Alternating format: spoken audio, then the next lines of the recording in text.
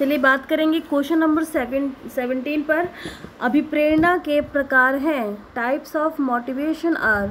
यहाँ पे अभिप्रेरणा मोटिवेशन के प्रकार पूछ रहा है। तो मोटिवेशन आपके दो प्रकार के होते हैं, एक आपका इंटरनल होता है, एक एक्सटर्नल, यानी कि आंतरिक अभिप्रेरणा और बाह्य अभिप्रेरणा। तो ऑप्शन आपका सी इसमें सही आंसर होगा। सी में दिया हुआ है ए और डी, तो ऑप्शन सी आपका सही आंसर है। आगे बढ़ेंगे क्वेश्चन नंबर 18 पर। क्वेश्चन है संक्रमण रोग निम्नलिखित किन साधनों द्वारा नहीं फैलता है।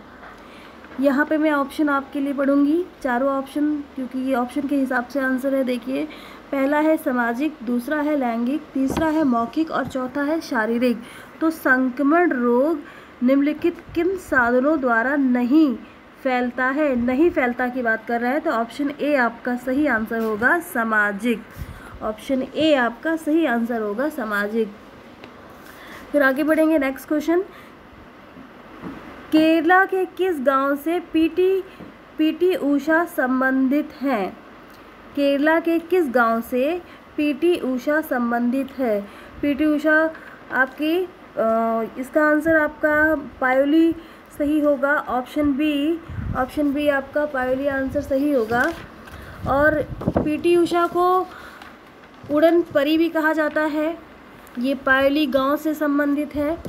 ऑप्शन बी आपका सही इसका आंसर है। फिर है आपका अगला क्वेश्चन, टाइगर वुड्स, यह नाम किस खेल से संबंधित है।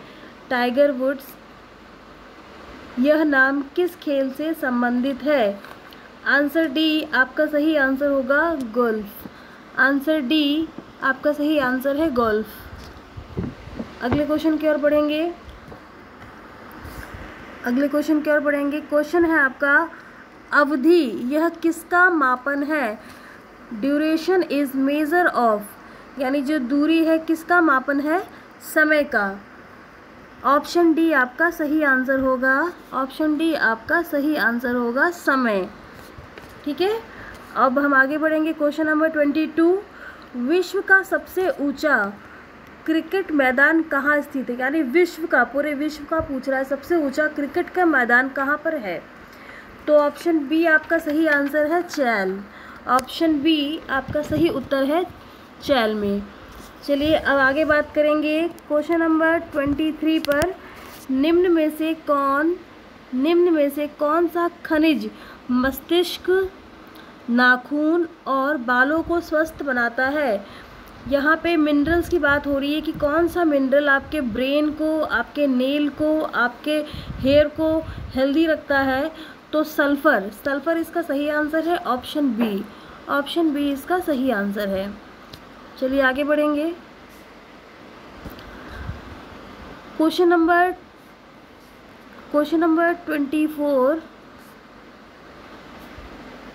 24 है आपका ड्यूस। एक मिनट अभी आप जरा रुकिए।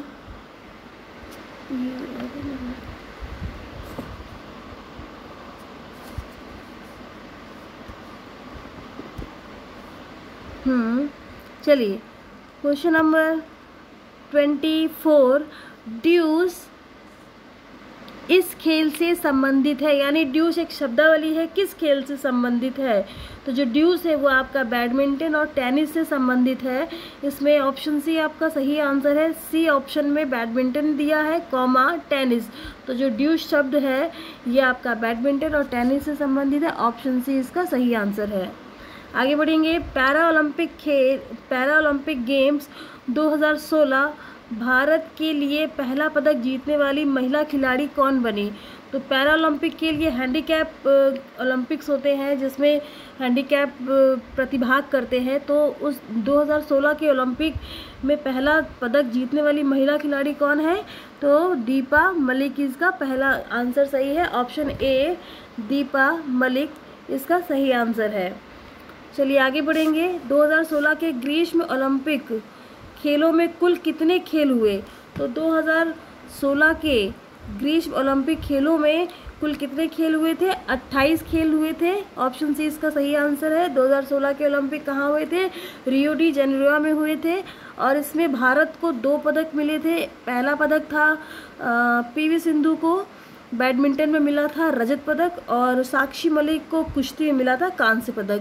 तो 2016 के ओलंपिक खेलों में भारत को 2 पदक मिले थे। चलिए आगे बात करेंगे।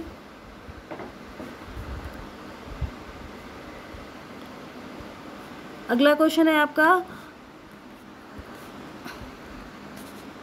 अगला क्वेश्चन है आपका 27। रियो ओलंपिक 2016 में पुरुषों की फुटबॉल में उप विजेता कौन था? 2016 के ओलंपिक रियो में हुए थे, रियो जी जेनेरो में हुए थे।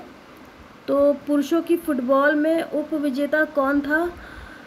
उप विजेता ऑप्शन आपका डी सही होगा, जर्मनी उप विजेता था और ब्राज़ील विजेता था। चलिए आगे बढ़ेंगे। ऑप्शन डी आपका सही आंसर है, जर्मनी। आगे बात करेंगे, ओलंपिक में व्यक्तिगत स्वर्ण मेडल जीतने वाले प्रथम भारतीय कौन थे? ओलंपिक में व्यक्तिगत स्वर्ण मेडल जीतने वाले प्रथम भारतीय कौन थे? के.डी. जादव। इसका ऑप्शन डी सही आंसर है, के.डी. जादव। अब ये जो के.डी. जादव को मतलब पदक मिला था व्यक्तिगत स्वर्ण पदक, ये 1952 में मिला था और हेल्सिंकी ओलंपिक में ये खेल आयोजित हुए थे। के.डी. जादव कुश्ती के खिलाड़ी हैं, इन्हें कांस्य पदक मिला था। तो ऑप्शन डी आपका सही आंसर है, के.डी. जादव। चलिए आगे बात करेंगे। वाटर पोलो में टीम में कुल कितने खिलाड़ी होते हैं? वाटर पोलो में टीम में कुल कितने खिलाड़ी होते हैं? टोटल नंबर ऑफ प्लेयर पूछ रहा है वाटर पोलो में। तो ऑप्शन बी आपका सही आंसर है, ऑप्शन बी आपका सही आंसर है 7। आगे बढ़ेंगे।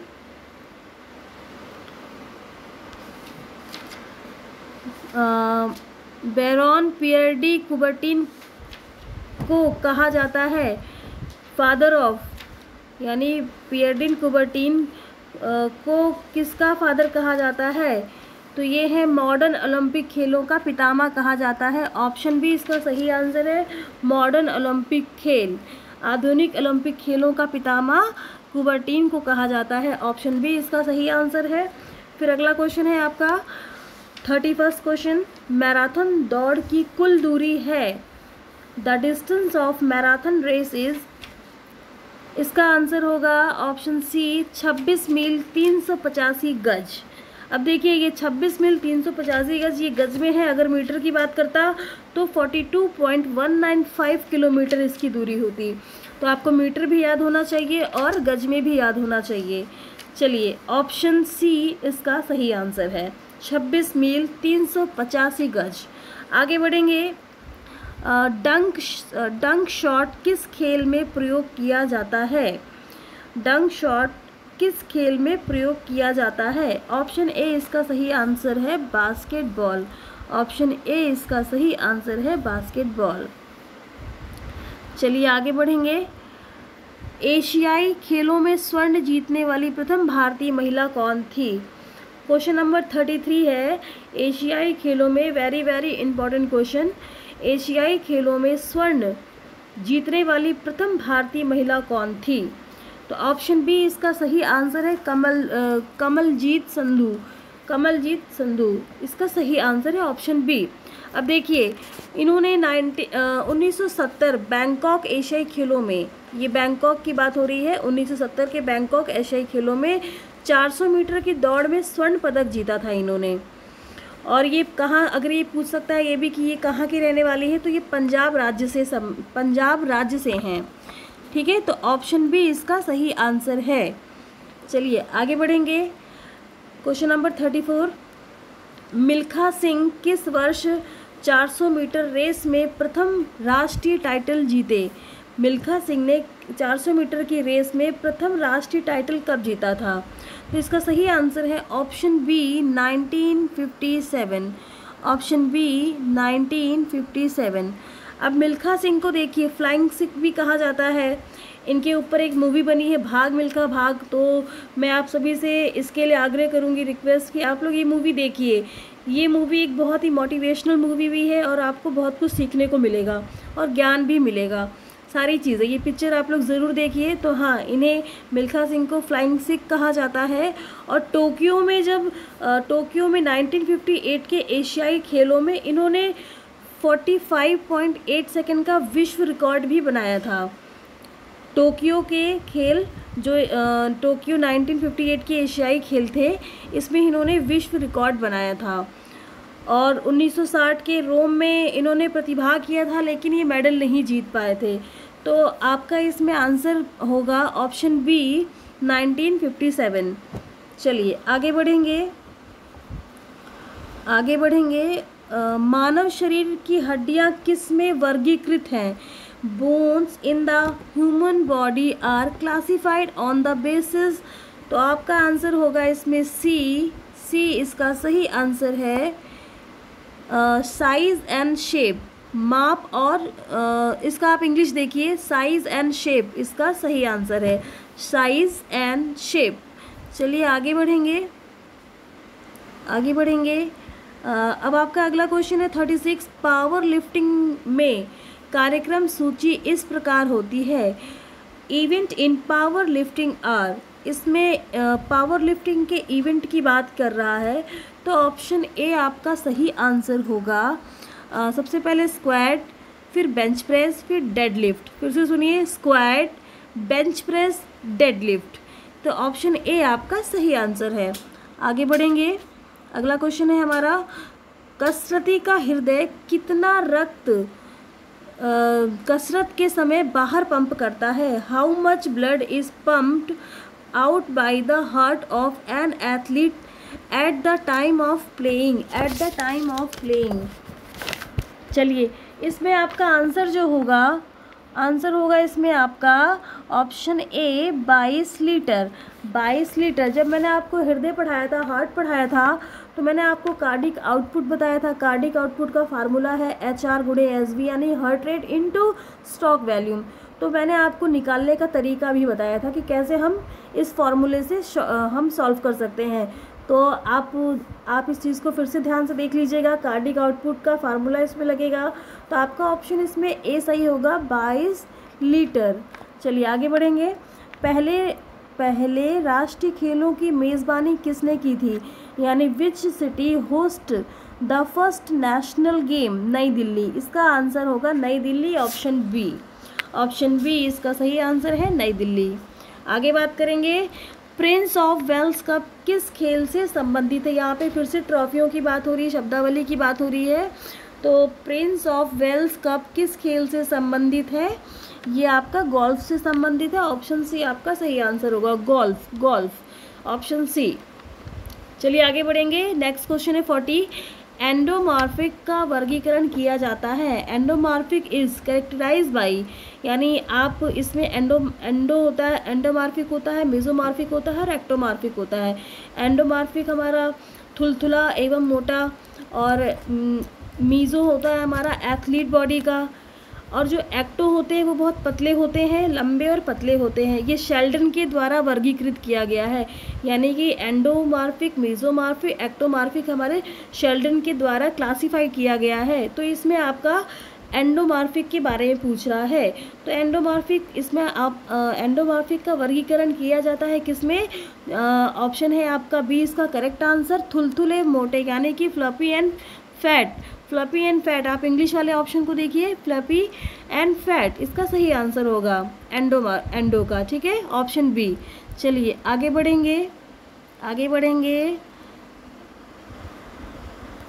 अगला क्वेश्चन है, मानव शरीर के लिए कुल कितने विटामिन की आवश्यकता होती है? मानव शरीर के लिए कुल कितने विटामिन की आवश्यकता होती है? तो हमारे शरीर के लिए 13 विटामिन की आवश्यकता होती है। ऑप्शन इसमें आपका डी सही होगा, 13 विटामिन की आवश्यकता होती है। चलिए आगे बढ़ेंगे। अगला क्वेश्चन है आपका, अधिगम के नियम किसने दिए? How gives law of learning, यानी लर्निंग के नियम किसने दिए थे? थॉर्नडाइक ने दिए थे। ऑप्शन डी इसका सही आंसर है, थॉर्नडाइक।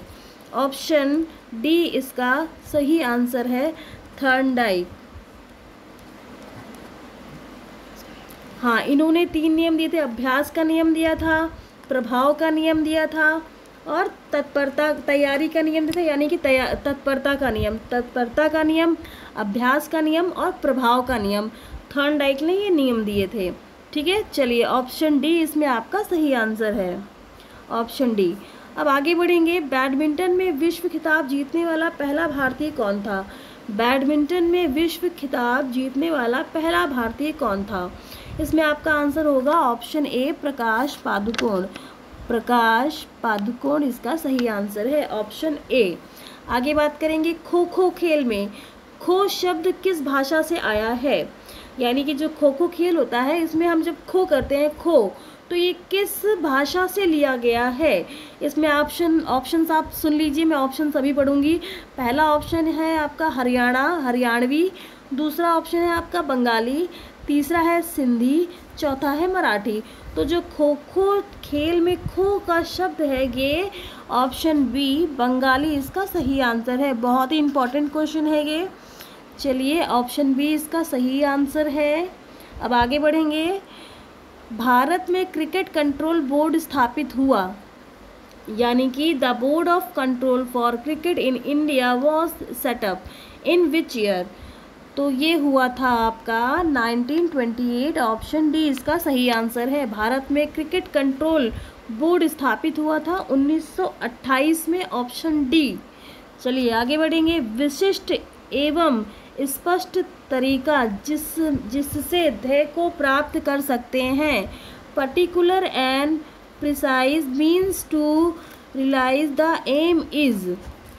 इसमें आपका ऑप्शन ए सही होगा, उद्देश्य, यानी कि उद्देश्य इसका। इसमें ऑप्शन आप सुन लीजिए। पहला है उद्देश्य, दूसरा है प्रयोजक, तीसरा है लक्ष्य और चौथा है सिद्धांत। यानी कि पहला है ऑब्जेक्टिव, दूसरा है पर्पस, तीसरा है गोल और चौथा है प्रिंसिपल। तो आपका इसमें आंसर होगा ऑब्जेक्टिव, उद्देश्य इसका सही आंसर है, ऑप्शन ए। ये केवीएस के पेपर में आया था। फिर अगला क्वेश्चन है पर्यावरण की मांगों को पूरा करने की मनुष्य की क्षमता है। The ability of the organism to meet the domains of environment is called. तो ऑप्शन है, सुनिए, ऑप्शन ए है आपका वेलनेस, ऑप्शन बी है आपका एंड्योरेंस, ऑप्शन सी है आपका फिटनेस, ऑप्शन डी है आपका हेल्थ। तो आपका इसमें ऑप्शन डी सही होगा, हेल्थ। चलिए आगे बढ़ेंगे।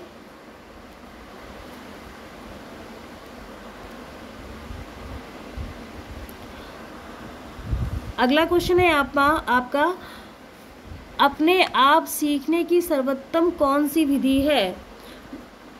Which is the most effective method for self learning? Option सुनिए, मैं इसमें भी ऑप्शन पढ़ दूंगी। ऑप्शन ए है आपका ऑब्जर्वेशन मेथड, ऑप्शन बी है आपका टास्क मेथड, ऑप्शन सी है आपका डेमोस्ट्रेशन मेथड, ऑप्शन डी है आपका लेक्चर मेथड। अब हिंदी में सुनिए। ऑप्शन ए क्या है? प्रक्षेपण विधि, दूसरा है टास्क विधि, तीसरा है प्रदर्शन विधि, चौथा है व्याख्यान विधि। तो इसमें आपका आंसर होगा टास्क विधि, यानी टास्क विधि इसका सही आंसर है। चलिए आगे बढ़ेंगे। हॉकी खेल के क्षेत्र की लंबाई व चौड़ाई कितनी होती है? हॉकी मैदान की लंबाई और चौड़ाई पूछ रहा है। तो देखिए इसकी जो लंबाई होती है वो होती है 91.40, इसकी लंबाई होती है 91.40 मीटर हॉकी मैदान की लंबाई होती है और 55 मीटर इसकी चौड़ाई होती है। और जो हॉकी पोस्ट होता है, हॉकी का मतलब जो गोल पोस्ट होता है, उसकी जो ऊंचाई होती है वो 7 फीट होती है और चौड़ाई होती है 12 फीट होती है। तो ये आपका हॉकी मैदान का मेजरमेंट हुआ, लंबाई चौड़ाई और गोल पोस्ट की मैंने क्या बताई कि जो गोल पोस्ट है उसकी जो ऊंचाई होती है वो 7 फीट होती है और जो चौड़ाई होती है वो 12 फीट होती है, ठीक है। और इसमें एक पटरा होता है, पटरा जहाँ मतलब जो गोल पोस्ट होता है वहीं नीचे की तरफ पटरा लगा रहता है, वो 18 इंच का होता है और ब्लैक कलर का होता है।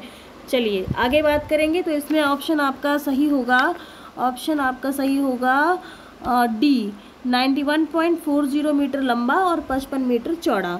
चलिए आगे बात करेंगे। अन्न, ज्वार और हैजा किस प्रकार के रोग हैं? इंग्लिश में सुनिए।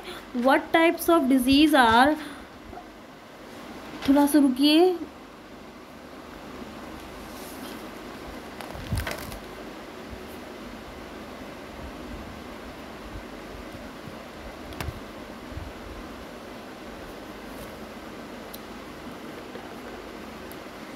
चलिए फिर से पढ़िए, ध्यान दीजिए, थोड़ा प्रॉब्लम हो गया था कुछ, 1 मिनट।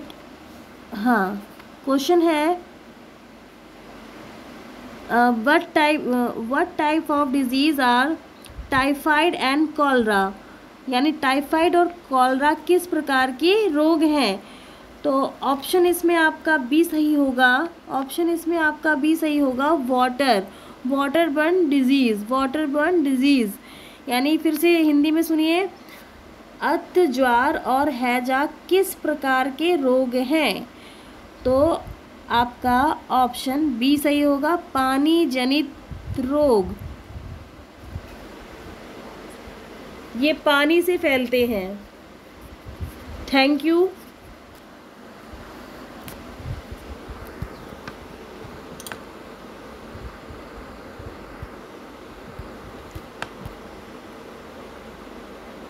पता नहीं सुनता नहीं गया,